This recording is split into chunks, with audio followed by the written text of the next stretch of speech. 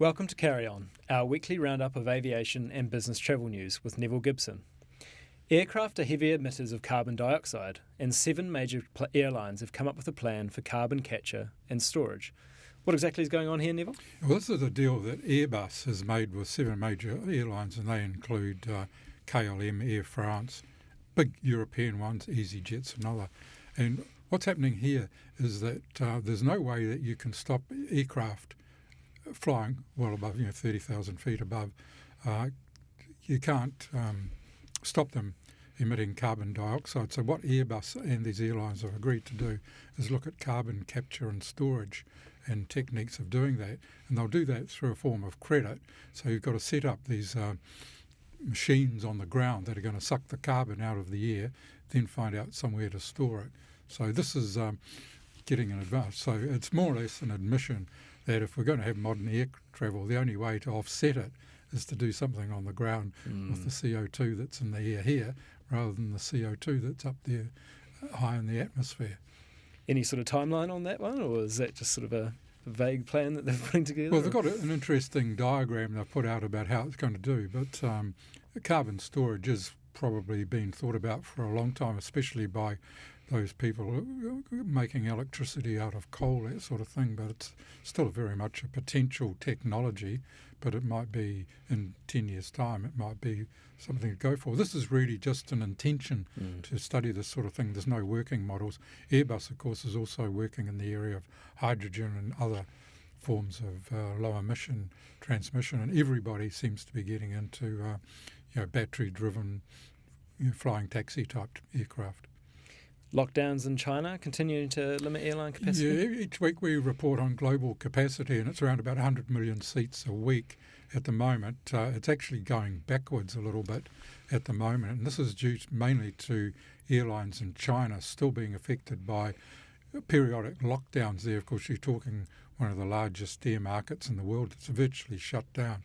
So that capacity keeps falling back. It was less than 1% in the past week, but it's noticeable that in the Southwest Pacific, which is the region New Zealand's in, that it actually went back by 2.3%. So our capacity is dropping a bit more. But that's possibly due to the cancellation of air flights and the end of the school holidays.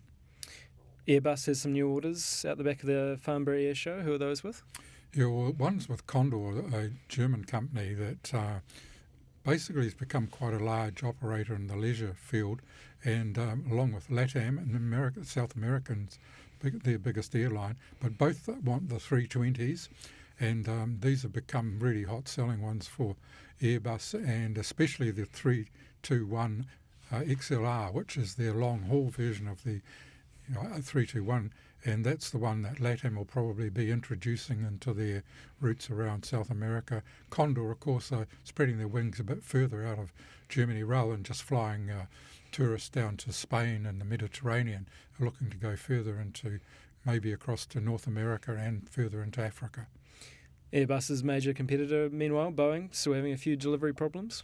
Yeah, it came up in the latest financial report from United Airlines that they're desperate for their Boeing aircraft to be delivered. That's the Dreamliners and also the MAX 10s. But the federal authorities in America have put a stopper on both of them, so the Dreamliners can't be certificated, even though a lot of them have been made, and the MAX 10 still is looking yet to be approved, and there's all these ones lined up, a lot of them been manufactured, and United Airlines said that their deliveries had been put back by another several months into next year rather than this year.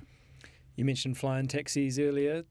Car manufacturer Hyundai is now eyeing up a move into that space? Yeah, we've been following that industry, and it spreads from Israel to virtually every country's got something going.